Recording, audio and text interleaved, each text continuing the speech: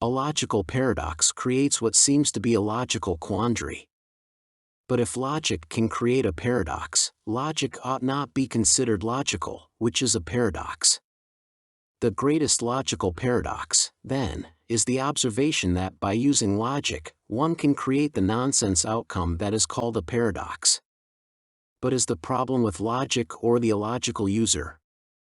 It is the position of the author that the problem of the paradox is with the people who misuse English and underuse dictionaries to create syntaxial dilemmas. The paradox is in the improper use of syntax, not in the way reality is constructed. A paradox highlights issues in the way language can be used, not with the structure of reality.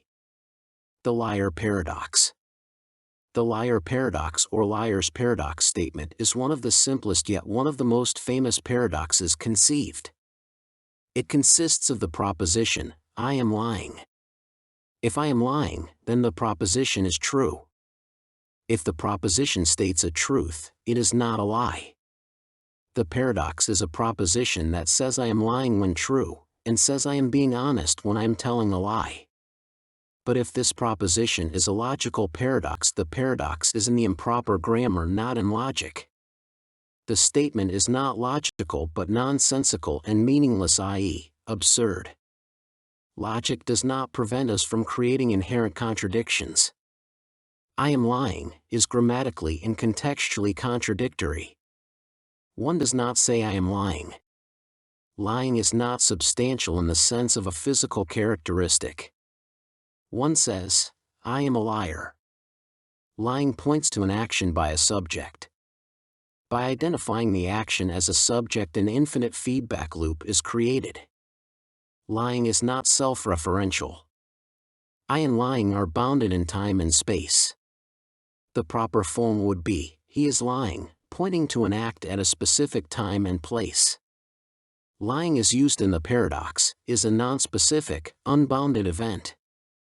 I as a physical creature bounded by time, cannot be infinitely lying. How can I be lying when I am lying is an identity statement? The phrase confuses an action with an identity. A person can be a liar and yet still tell the truth. Lying is not an identity of a person but the identity of a statement. Lies and truth are contextual and are distinct from the one telling the lie. That is why one can be a liar, yet not be, in a specific instance, lying. I am a liar is the proper form. I am lying confuses sentence forms. Achilles and the tortoise paradox. If a person is in a race and covers half the intervening distance, then covers the next half and so on, he will always have half of the remaining distance to cover, and so will never catch up. But a being in space has volume, and a volume of space does not cover half of any intervening distance. That is mathematically possible with a point, but not physically possible with something occupying the spatial dimension. One moves through time and space. The two cannot be separated, as if one can occupy a point in space divorced of the time during which the space was occupied. One takes up space and one moves through time. The time it takes to catch up to the other runner, comparing relative speeds, is more important than the halfway point between the runners. Once more, a false reality is created to produce a false problem. The atheist paradox.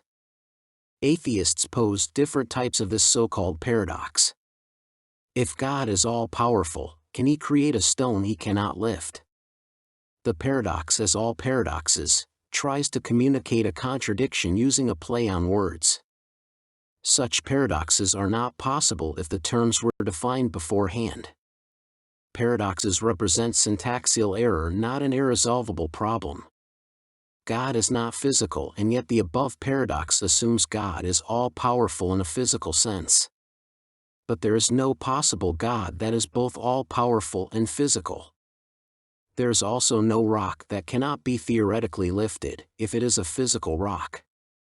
The paradox exists because it assumes God is physical and the rock supernatural. Try imagining an author writing a story about Superman, a man possessed of such great powers he can lift anything with one finger. But the author could not demonstrate Superman building a thing he cannot lift, otherwise he is not able to lift anything with one finger. But the author is all-powerful because he can create that which can lift anything and things that cannot be lifted. Because in the world of fiction, the author is the all-powerful but metaphysical being.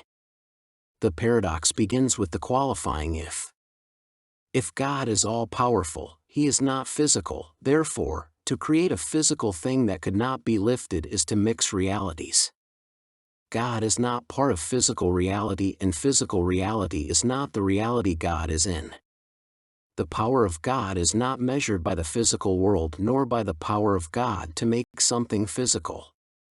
The question as to whether God could create something heavy assumes he creates things with weight. Weight is a relative component, not an absolute quality. There are no things that have absolute weight. If God created something with weight, in his frame of reference, God would have weight also. The weight of the rock would be relative to his weight, or the mass that represents of is viewed as weight. Weight is in fact an attribute of things on earth, not in heaven. Without gravity, there is no weight. How do you make something infinitely heavy unless there is something with infinite mass?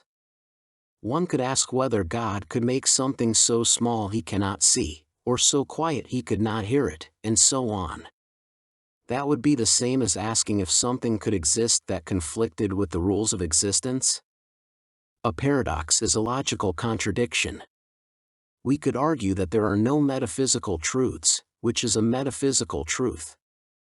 Or we might argue that only empiricism is able to provide truth, which is self-refuting.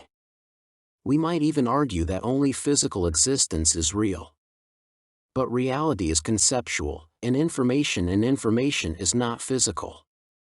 The paradox about God expresses an inability to use language and concepts in a way that is consistent with their definition. A paradox is one person's attempt to convey ideas that are mutually incompatible, using words that contradict their meaning. Even so, mankind cannot think incompatible ideas and remain sane. That is the constraint we are under. Logical thought is what guides us to the truth. If we create a paradox, intentionally or unintentionally, we know we have embraced a lie. We need to look at how we have contradicted reality. The world is coherent. Paradoxes suggest it is not. The fault is with how we think, not with the reality of God. This is why definitions are vital when dealing with paradoxes. God properly defined does not create paradoxes. It is the God created by man that is paradoxical.